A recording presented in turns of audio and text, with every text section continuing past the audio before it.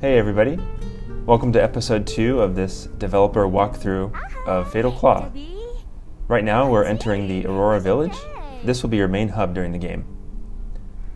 The meaning behind the name is that even in despair, hope is never lost and it's never too late to rebuild. You'll be able to interact with the NPCs that have not been affected by the infection. Every interactive character will have different functions and personalities. Such as one of our favorites, Lara. Here she will be selling all sorts of beverages that will aid Keisha in many ways. This beverage here will replenish your mana and have a very cute animation.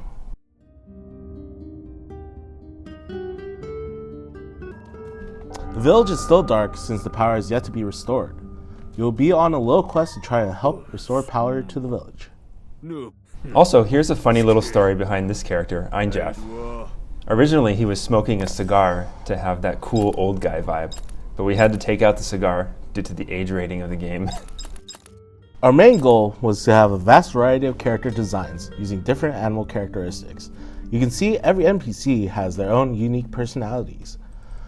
Mark grew to become one of our favorite characters since the voiceover artist did such an amazing job. We captured the essence of his character so well, and once again we grew much respect for this art form.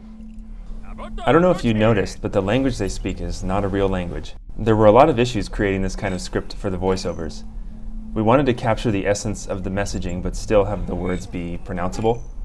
So we collaborated with the voice actors to perfect it, and in the end we're really happy to see the results. This is currently not available to access since the store owner has not been saved. Once you save the shop owner, you'll be able to tailor costumes for Keisha.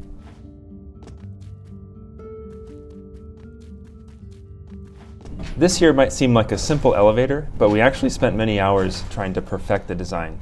We made many visual changes to help this be perceived as an elevator since we saw many people kind of just ignore it.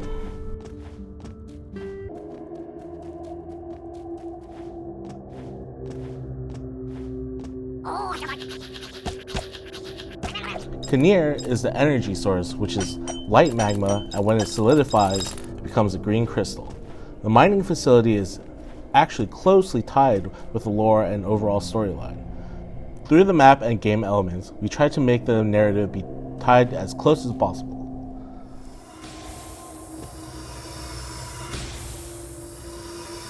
Once you pass this gas trap, you'll be able to get the treasure. It might be possible for the skilled players to pass through this little segment, but normally you're not able to pass through it without getting a special movement ability later on.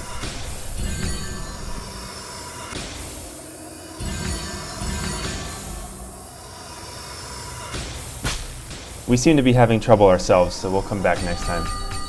Like most Metroidvania games, there are obstacles that you will not be able to clear right away until you discover something new.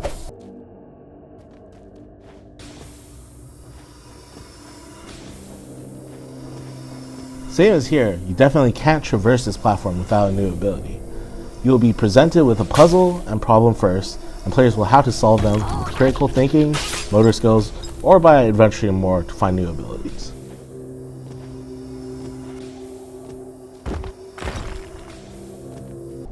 You're going to really want to pay attention to every map detail. Subtle hints are scattered throughout the map which contain various secrets. If you pass through this yellow light here, there is a secret area.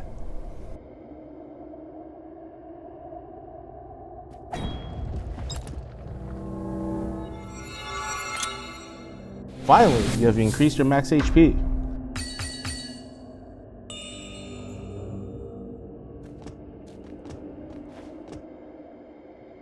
Also, Keisha will become a loaf in a box.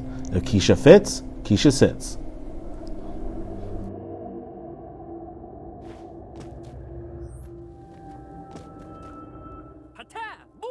I bet nobody can guess what kind of animal design this one is.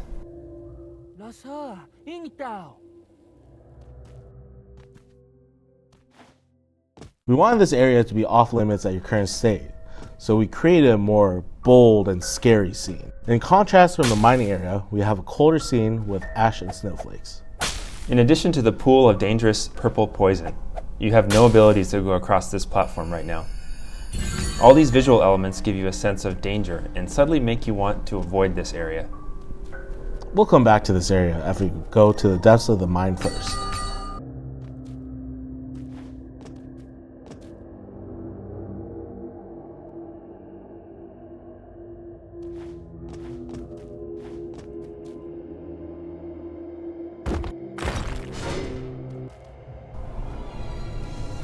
This is the mid-boss.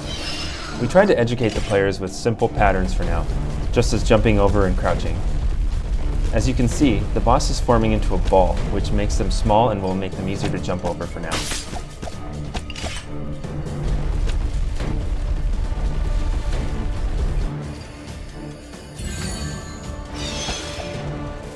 The laser beam also cuts around the waist.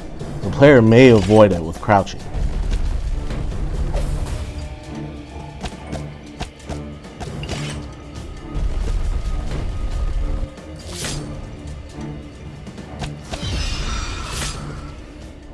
As you beat the boss, you'll now be able to use the rolling ability that the boss used.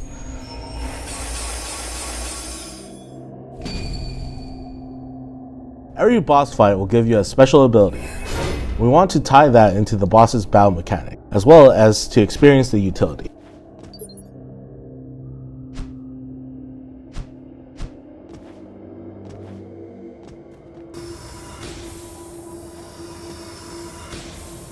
People sometimes forget the usefulness of crouch, and we wanted to always remind them. In this specific puzzle, you are able to avoid the poisonous gas by crouching.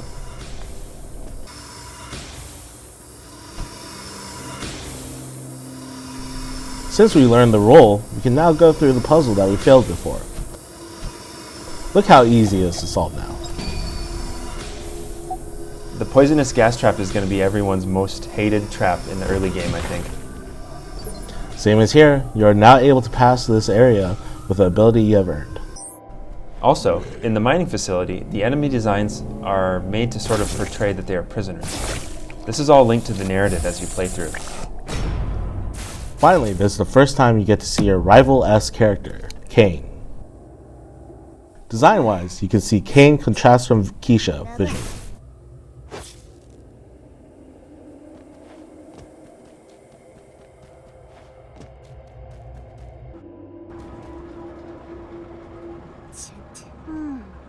From the dialogue, I hope that you can see that Cain is here to find someone or something.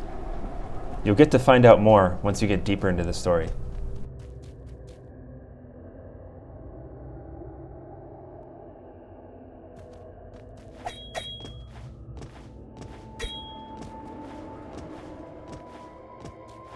As you can see, when you stick to a wall, you are able to get a peek of what's behind that locked door. This is why it's important to explore even dead ends. Here's a new monster that has a shield. You can use your engraved skills to penetrate the shield, or do a jump attack to hit the back.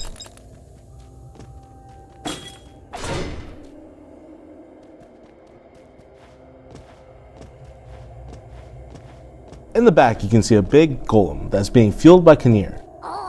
You'll be able to fight it in the future, and they are quite intimidating. As we mentioned earlier, using engraved skills can help penetrate that enemy's shield. People tend to save their mana a lot, but utilizing these skills can be crucial.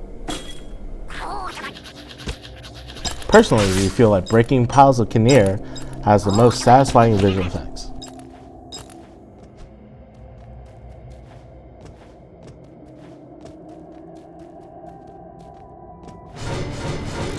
We start to increase the pace of battle by introducing more enemies to spawn in the area.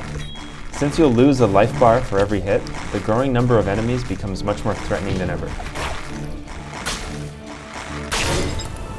As here you can see, using the AoE ability is the best strategy. From this point on, you'll be encountering new types of enemies, such as this squid-like monster that explodes upon death. You have now unlocked the ability to upgrade your claw skills. We'll do that once we get to a save point.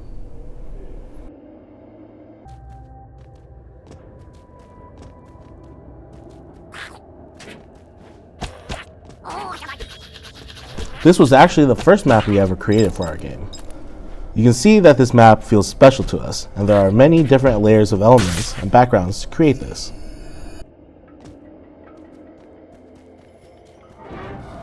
This is the first time you go against the Cannier robot.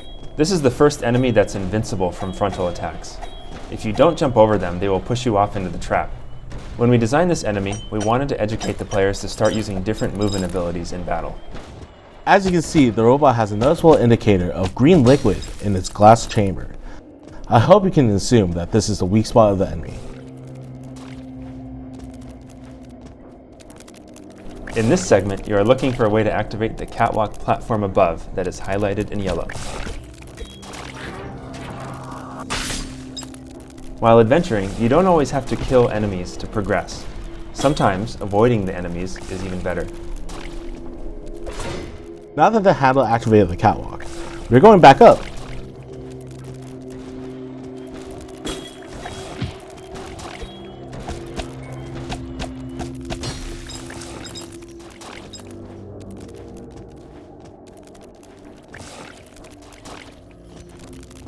Don't forget to use the roll ability we got earlier.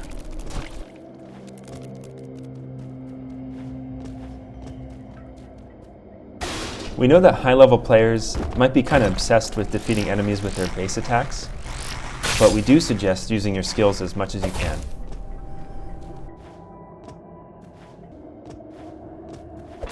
We are heading back to the town to power up and get some crucial items to proceed. Hope you liked our second episode, and if you haven't, please download the demo on Steam. Also, the Kickstarter is still live, so if you want to back our project, please give it a look. Thanks, everyone.